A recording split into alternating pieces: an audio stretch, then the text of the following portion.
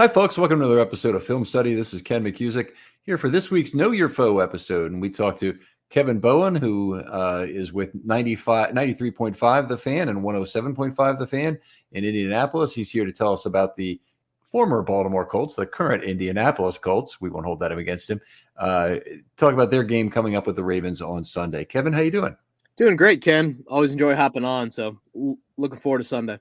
I appreciate it. Obviously, Indianapolis, a big offseason in a couple different ways. The Jonathan Taylor contract situation. Anything you'd like to start with on that? Boy, it's been high-end drama. I feel like at times it's been a little seventh grade type of relationship here with the public nature to it, but still on the pup list. We'll be on it for a couple more weeks, and then we'll kind of wait and see. Obviously, running back injuries have dominated the storylines here early in the season. But I think both sides remain pretty far apart, and we'll see if, the next couple of weeks they can come to some sort of resolution. Do they need to come to a resolution? I guess technically they don't. Taylor's camp would argue they do. But certainly it's been a huge topic here in Indy. So one of the things, obviously, with the loss of Chubb in Cleveland and the loss of Dobbins here in Baltimore, there has been a lot of talk about perhaps his trade value increasing by the fact that these have happening and lubricating the chance that he'll be moved over the next couple of weeks. Yeah, I think if you're a Colts fan or if you're just curious about the running back market, I mean, that's what you point to. Where are the injuries around the league? How hungry and or desperate are teams? If you go back to last year, San Francisco was 3-3 when they made the trade for Christian McCaffrey. So I think October will tell a little bit more as we get into that, near the trade deadline. If Taylor plays at all and he proves his health or proves whatever he, might need to prove, could that impact some stuff? And I mean, do the Colts have a change of heart? The running back position has been two ends of the spectrum. Week 1 was one of the worst performances you'll ever see for a running back group. And then week 2, Zach Moss did a really nice job in making his return to the lineup. So how that unfolds, I think, in the next few weeks will be huge. All right. Well, let's move on to some of the more positive things. Obviously, the drafting of Richardson, different places on other people's boards, but I think most people agree the most outstanding athlete of the quarterback prospects. Talk a little bit about what he's been like through camp and into the first part of the regular season here. Yeah, I mean, if you put the injury questions to the side, I think you've got to be very pleased by what he's shown. His completion percentage has been north of 60. I know that was a major question exiting Florida. We haven't seen as much as the downfield attempts as I thought we would, because I do think that's where he's at his best as a thrower. When you watch him at camp, a little bit in the preseason, even at Florida, when he challenges the ball vertically down the field, there's great touch. There's obviously great arm strength. And I'm a little surprised we haven't seen it yet here in the regular season, really any attempts, let alone any completions. But he is a dynamic runner. And I think there's been some nice poise. He's only played 5 quarters due to the injury that he suffered on Sunday. But I thought that Jacksonville game in the opener, he had some nice moments as well. So one of the things that often happens with mobile quarterbacks is that they face a lot of zone defense. Has that been true of the Colts so far? Yeah, I think that is something that he has seen. I think there's an element, too, of they look at the Colts wideouts, though, and they think to themselves, can these guys win in man very often? I think that's a major question mark that you have, especially with Alec Pierce, their number 2 wideout. Michael Pittman's a guy that had a quiet first half against Jacksonville, but then he's been a lot better here as of late. I think the dynamic with Richardson, Ken, is do you spy him? I think that's a big thing with and playing zone versus playing man. Obviously, zone, you get more eyes on the quarterback. So when he takes off, you have some more opportunities to get a wrangle on him. Whereas if you're playing man, that's when you can take off and have some of those big scrambles. So I think that's kind of a weekly storyline that I'm always watching is, are teams willing to spy him? Do they hold that for third downs, things like that? Because again, when he has run this year, he has been pretty effective. All right. Ravens just faced Joe Burrow this last week, a player who currently seems to have not only some arm strength issues, which have always kind of been there. He's always had kind of mediocre arm strength, but also with the calf injury, seems to have some problems stepping into his throws, which may further have reduced his velocity, and was not really able to take any good downfield shots against the Ravens. In fact, he went 0 for 7 with an interception for a 0.0 passer rating, throwing the ball 15 plus yards this last week. Now, Richardson, much more of a guy who with a rocket arm, that's not going to be as susceptible to closing windows as we saw. But I still think with a young quarterback and a lot of the things that happen, a lot of the mistakes that can happen, it's good to have eyes on the quarterback, generally speaking, on the back end. And if you can afford to play cover two, because you don't respect the run game as much as or the opposing run game is not that challenging, it's the way to go. Where has Richardson had more success, particularly versus zone or man so far? I don't think it's been an overwhelming one way or the other. Again, unfortunately, the sample size is still just a bit small because he has only played, a little over 5 quarters. He exited on Sunday after the 4th series of the game. Jacksonville, when you look at that front, it was probably 2 tails of the half really in that game. It was a nice rhythm early on. It's been a lot of underneath stuff from Richardson. It was a lot of right field to the right side of the field attempts in that week 1 game.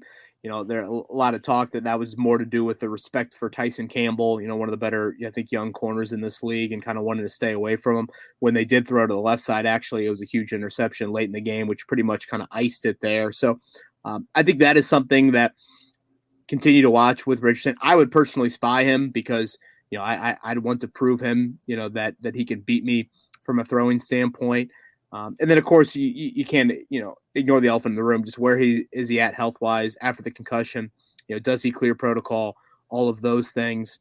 Because I do think on paper, you have to view this as one of, if not the toughest challenges Richardson would face in his rookie season, considering it's on the road against a quality defense. We saw what they did against C.J. Stroud in week 1. Obviously, Burrow last week, as you mentioned. And obviously, it's a unit that has a history of, being pretty exotic and pretty multiple, and I don't think that's necessarily the case from the first 2 opponents for the Colts. All right. Cap space. Let's talk about that. I always like to get that out of the way fairly early. The Colts, dealing with a modest amount of cap space going into the season, only about $6 million, I believe. That's enough to get you through the season with injuries if they're at a normal level. But next year they have tremendous, so $77 million or something of available cap space. How do you think the Colts are likely to deploy that? Yeah, it's a great question. They have not been big spenders in the Chris Ballard era in terms of that early part of free agency. I mean, I'm not telling your audience anything that is new, but I'm such a massive believer in you support the quarterback, and just when you think you have enough support for the quarterback, particularly at the skill positions, you go above and beyond. I just think it's a must, particularly when you have a quarterback like Richardson, who, again, is really a unicorn in terms of coming into the NFL. 13 career starts in college. 6-6. It's not even like he had the 1 year of, what Cam Newton did at Auburn or something like that. I mean, this is a total unicorn prospect entering the league. So I think it's vital the Colts do spend some of that. Again, it's a wideout group that doesn't have a lot of proven guys there. We'll see what the Jonathan Taylor situation leads to. I mean, certainly they could pay Michael Pittman. They could pay Taylor. They could pay Grover Stewart. Kenny Moore is a free agent as well. So there are some notable Colts that are hitting the open market. But at the same time, it's not like they have to they aren't paying big money for a quarterback right now, or a left tackle, or really a pass rusher either. So that's why I think they have so much cap space. But it would be a change of stance really from Chris Ballard if they go out there and, give 2 or 3, double-digit million-dollar contract deals. That just hasn't been a very common occurrence in the Ballard era. All right. Fair enough. Well, maybe we start with the offensive line, and that's an area where, I would ask if any of the money was going to be spent there next year. But take us through from left to right and who's there. Yeah, Bernard Ryman is a left tackle. It's his 2nd year. He was a European, growing up, an Austrian native. I came over to the States as a young teen and then played at Central Michigan, was actually a tight end initially, moved to tackle. So he still is very young. This is his 4th ever year playing football at offensive tackle. He's had a really nice start to this season. It was definition of baptism by fire last year for him. They threw him into the mix about midway point. I should say more like October. Really struggled early on and then played better as the season moved along with Jeff Saturday coming into the fold. So I do think you got to like what you've seen from him so far. Put on some weight in the offseason. I am curious. Power is probably where he would struggle more than speed. So Ryman was a guy, I looked at, of course, in the 22 draft, and a guy who was very short armed as an offensive tackle. PFF loved him as far as being a guy who was very polished as a tackle already, even though he played so little in terms of college.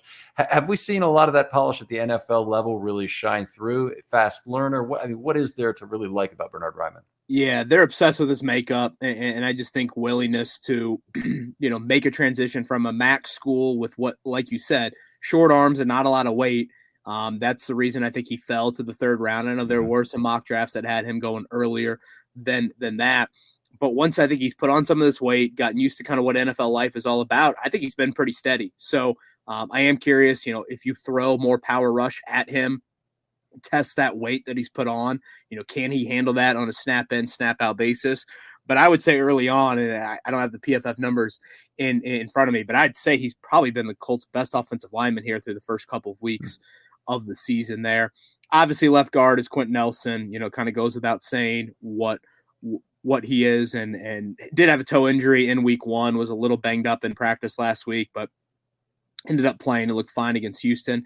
Center's a question mark entering the week. Ryan Kelly also suffered a concussion in that win over Houston. The backup, who did play fine in the second half, is Wesley French. He's actually the third string center. Their backup center, Danny Pinter, suffered a season-ending injury in training camp. French had yet to play an offensive snap in the NFL until last week. Now, I think I can fully acknowledge that Baltimore's front, what Baltimore will show, is a whole lot different than what Houston's going to show you. And from an interior standpoint, plus, now Baltimore has a full week to potentially prepare for a third string center, whereas, Houston didn't. Right guard, it's been a little bit of a surprise early in the year. It's probably the biggest question mark spot. That is Will Fries, a former 7th round pick out of Penn State. Again, he's had a nice start, but I would think if there's an area where you want to challenge the Colts offensive line, assuming the full group is healthy, it would be there at right guard. Fries did play last season and then retained his starting job with really little competition in the offseason. And then right tackle is Braden Smith. And I think people in the NFL are starting to know that name. He's been in the league for about 5 to 6 years. Pretty quality tackle there. Did have a holding penalty on Will Anderson back in the win on Sunday. But in general, it was a really good day for the unit and for Braden Smith. They allowed 1 hit and 0 sacks. And I know you guys saw Will Anderson in week 1. And I know he's a player. Yeah, he is a player, and the Colts kept him pretty quiet, all things considered. Granted, it helps when you get off to such a good, fast start and you kind of force Houston to play from behind. So Colts in Smith and Ryman, they have 2 of the shortest arm tackles in the entire league. It is something that I'm kind of known for, as liking tackles with 34-plus inch arms. I don't like to see anything starting with a 32, certainly in a tackle. But the Colts have essentially said that's not one of the factors we're drafting for, we're selecting for, and had a number of players come through that have been, shorter armed offensive tackles. Yeah, it's funny. Braden Smith was actually a guard at Auburn when the Colts drafted him. They thought guard more than tackle. Kind of a crazy circumstance played out in the 2018 season, his rookie year, where they were missing several guys. I think one of their players, if I'm not mistaken, I think his brother had been shot that week, so he was away from the team. They were in scramble mode on a short week. They put Braden Smith out at right tackle.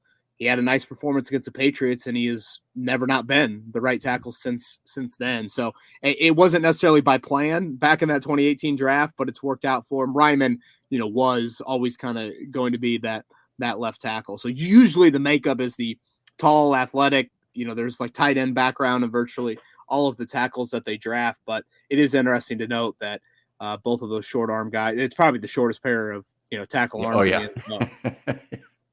Let's go on to the wide receivers. Talk through those. Yeah, wideout wise, I think it's fair to call it a question mark. Michael Pittman's in a contract year. I always say this about Pittman.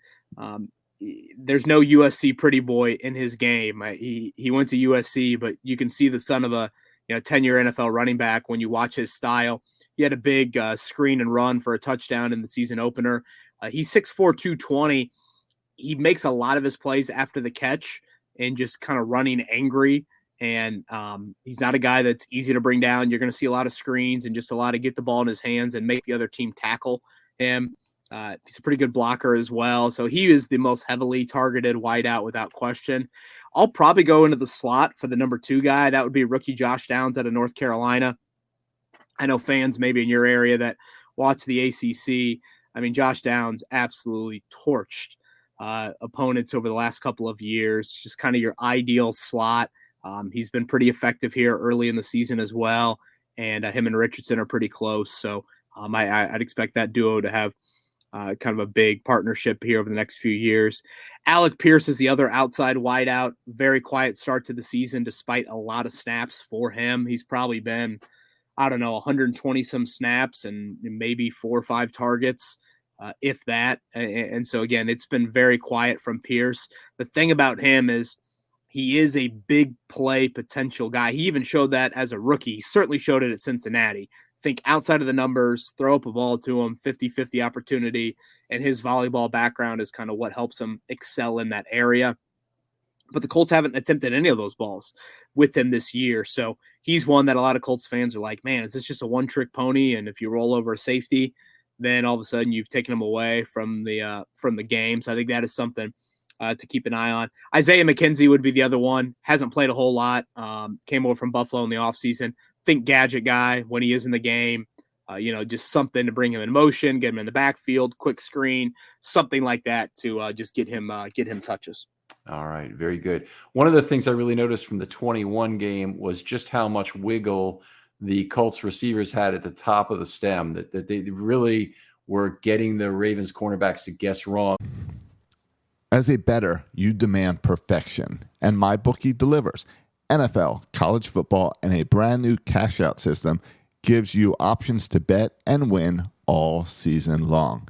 If the first 2 legs of your parlay hit, cash out early and use those funds for another bet, or let it all ride for a chance at an even bigger payday.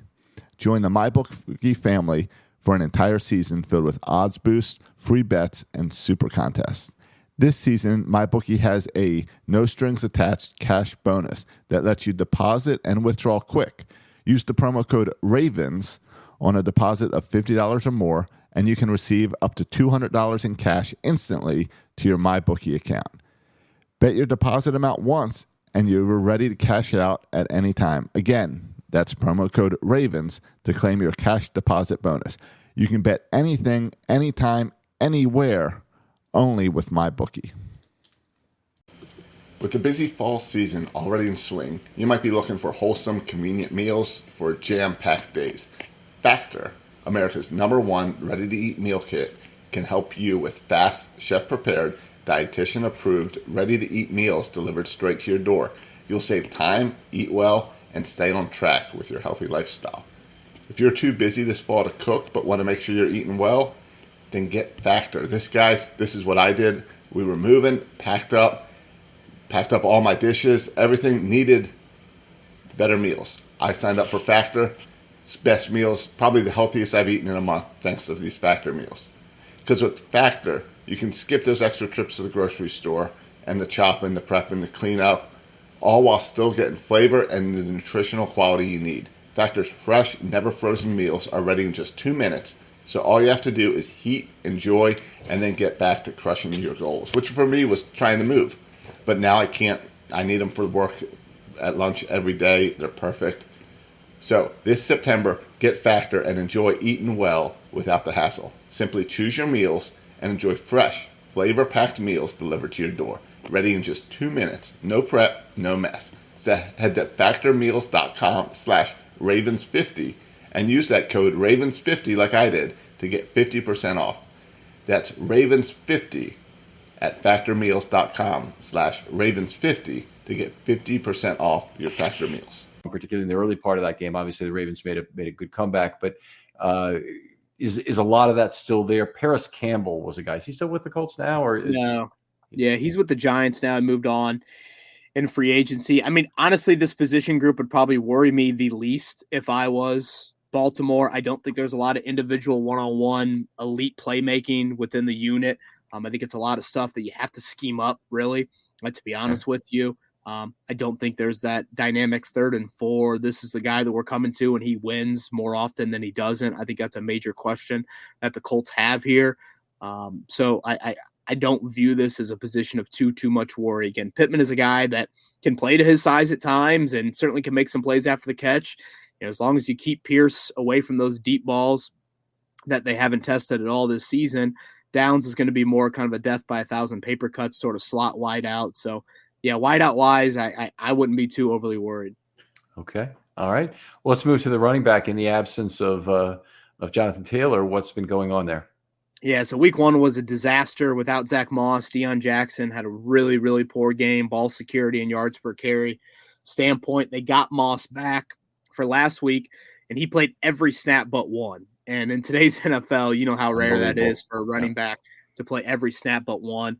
Nearly 5 yards per carry for him. He is a big old tree trunk guy. He runs 4.6 in the 40, so he's not running away from you. But he is a one-cut downhill. The first guy doesn't often get him to the ground. It's kind of his specialty. In Buffalo, he never really became the bell cow at all, but certainly was that last week, and I would assume will be that until Jonathan Taylor gets back here in week 5. All right, very good. We didn't hit on the tight ends at all. If you want to do that real quickly before we move on. Yeah, it's a group that plays a lot of guys. Mo Alley Cox, rookie Will Mallory, Drew Ogletree, and then Kylan Granson as well. Think of Granson as kind of the H-back guy of, a little or more of kind of like an F tight end, a guy that can, not a huge guy, probably more of a hybrid wideout tight end than anything. Alley Cox is a big former VCU product playing basketball.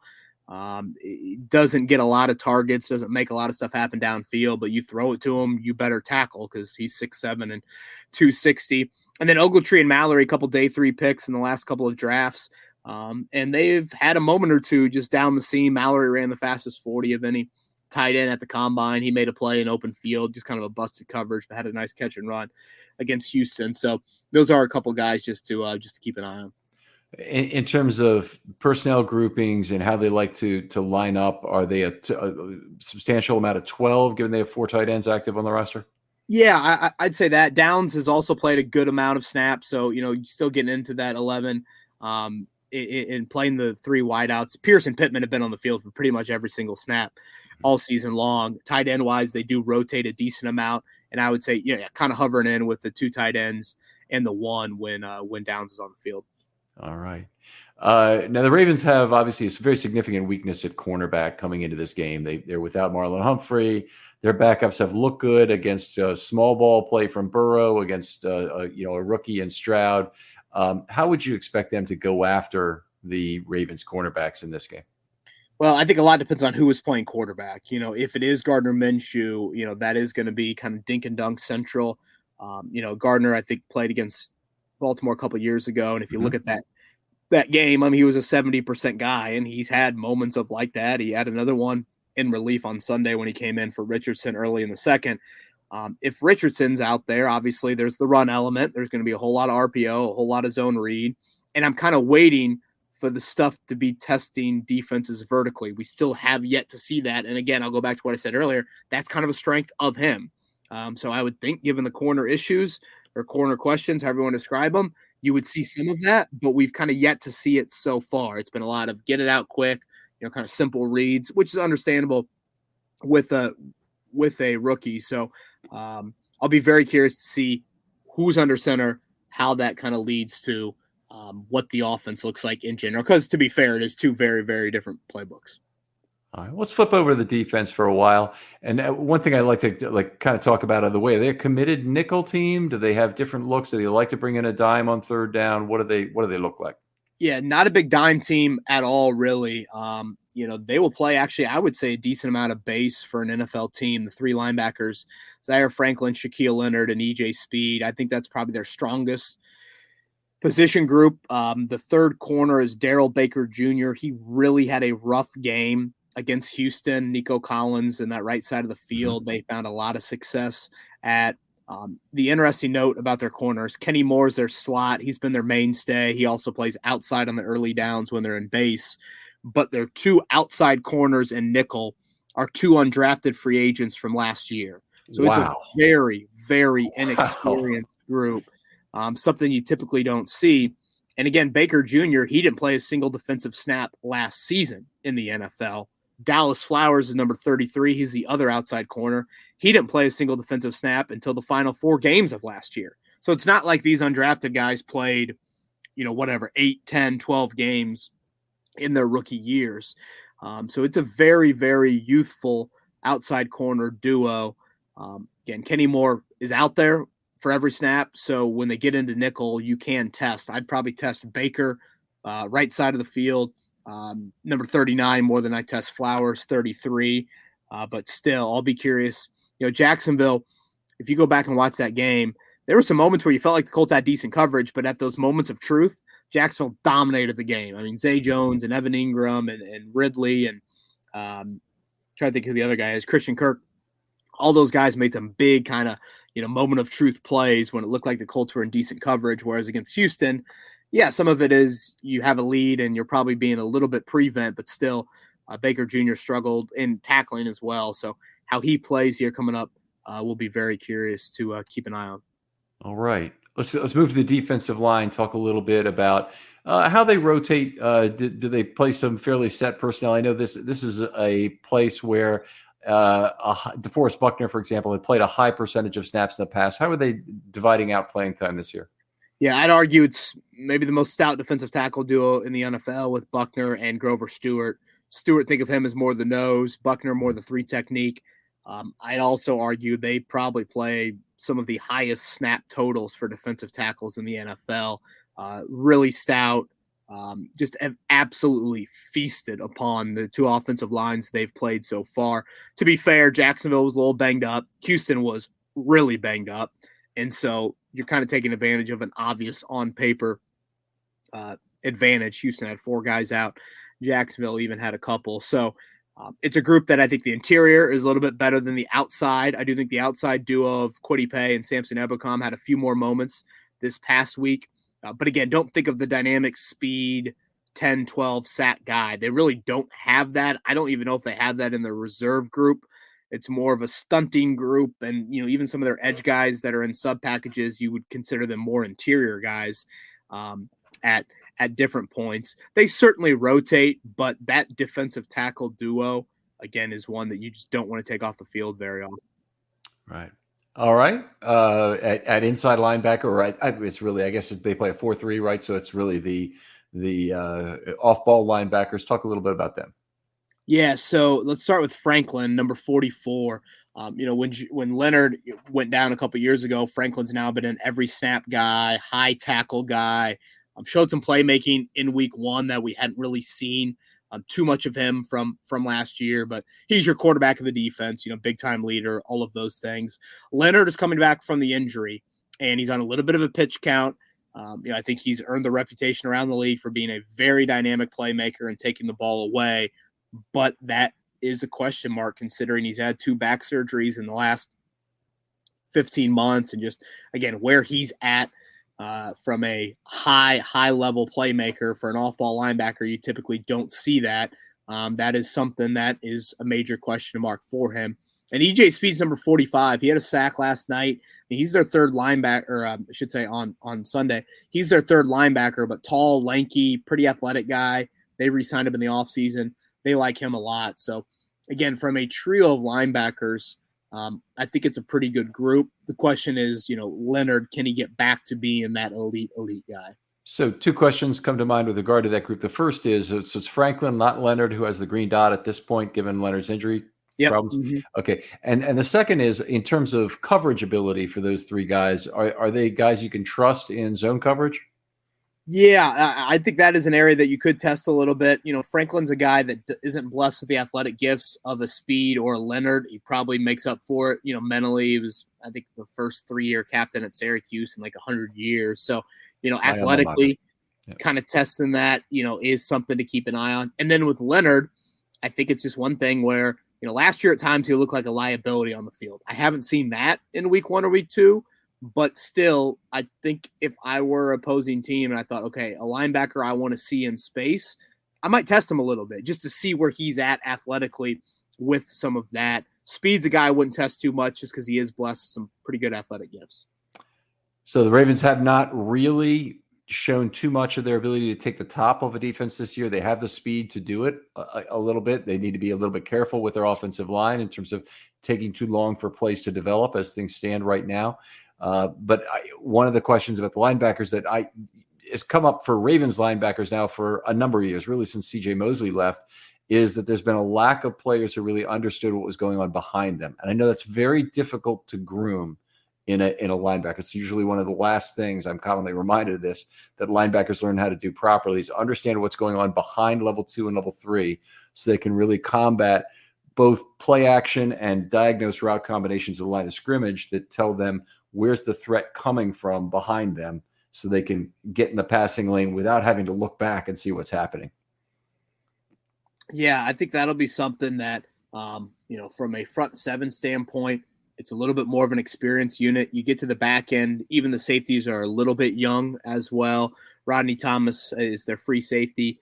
It's his second year, 7th-round pick out of Yale from last year. Julian Blackmon's made a position switch to strong safety, and we talked about the youth at those outside corner spots. And I thought there were some moments on Sunday where it's heavy zone, it's Gus Bradley, you're going to get a ton of cover 3, those sorts of things. I thought you saw just a little bit of leakage there. And obviously Lamar's had a really, consistent start to the season from a, completion percentage standpoint. So I will be curious just to see how that group reacts from, what I thought was probably one of the few negatives from Sunday. All right. How do you expect them to defend the Ravens? You're expecting, you mentioned just a more zone defense, but in terms of Flowers and what you've seen from him in the first couple of games, he's a very dynamic player, obviously. Dedicated safety to him, zone matchups on each side. What do you think? Yeah, I would think a dedicated safety. I mean, just to make sure that you don't try and get beat deep. I know it's kind of the new trend in the NFL, but it does feel like the Colts are ones that are going to be a little bit more prone to keeping Thomas, especially number 25, as far back as possible and, try to avoid that big play happening. Obviously, it was an incredible play that he made against Cincinnati, and I think the Colts have yet to really face that. Houston, obviously not very dynamic at all at wideout in Jacksonville. They certainly made some plays, but it wasn't like over the top or getting behind you back into the defense sort of thing there. So I do think that'll be something to keep an eye on. And if you go back, Ken, I mean, I know staffs have changed a little bit, but you go back to that Monday night game a couple of years ago. I mean, it's just such a crazy game. And Mark Andrews is really the biggest issue. I think he had 11 for 147. He had the big touchdowns, the big 2-point conversions in that comeback. Tight ends have given this team more of an issue. So I do think that would be something that I'm going to keep my eye on. And obviously, health for Odell Beckham and all of that.